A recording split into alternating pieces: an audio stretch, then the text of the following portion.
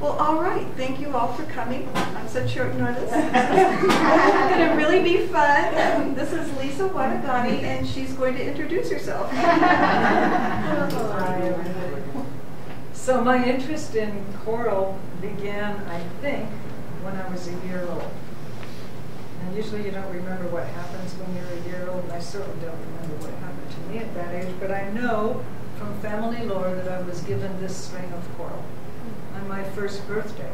And that would be typical in many European cultures. I happen to be German, but if I had been English or Italian or Spanish or French or any other European nationality, I probably also would have been given a string of choral on my first birthday.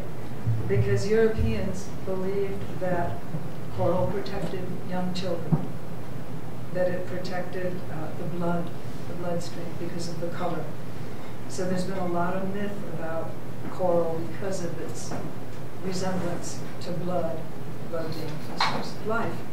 So I wasn't conscious of all that. So when I became an adult, I did a lot of traveling.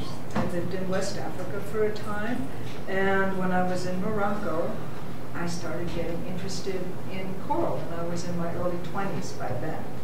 And it was just so beautiful, and the tribes, the Berbers, how they wore it, it was so exotic and so different from anything I'd ever experienced in Europe. And that was how I got started.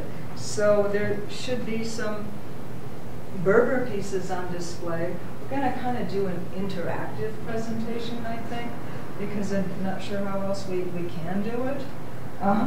So the Berber things are displayed around. Some of you, I'm sure, have already looked right before you sat down.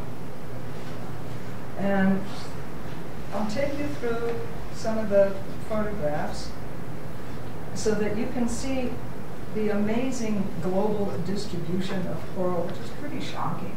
You know, we think of modern global trade and all that. This has been going on forever. You know, I can't think of a place in the world where there isn't choral. But it all came from the Mediterranean. And it all came from Italy, which wasn't really a country then. They were city-states like Naples and Florence and so forth. And it was a huge industry. And it started maybe in about the 12th century that we have a recorded history of it, but it did definitely start before, because even Pliny the Elder, who dates several thousand years ago, wrote about it and talked about it. And for example, we've got this piece. All these pieces are here for you to see.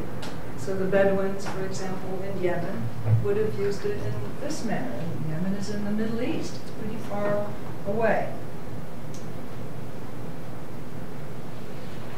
And if you'd like, we can pass these around and you can look at them closely. So still, you know, in a similar part of the world, Kazakhstan, again, choral almost always used with silver. And some Europeans did use it with gold, but other cultures did not. Now, you probably wouldn't even associate choral with the Americas, but when I say the Americas, of course, I'm speaking primarily of Central America, so that choral was found in Mexico. It would have been brought by the Spaniards. Choral was found could be found in Arizona. Some of you, I'm sure, know that. You've been to Arizona, you've visited jewelry stores, and probably seen choral there.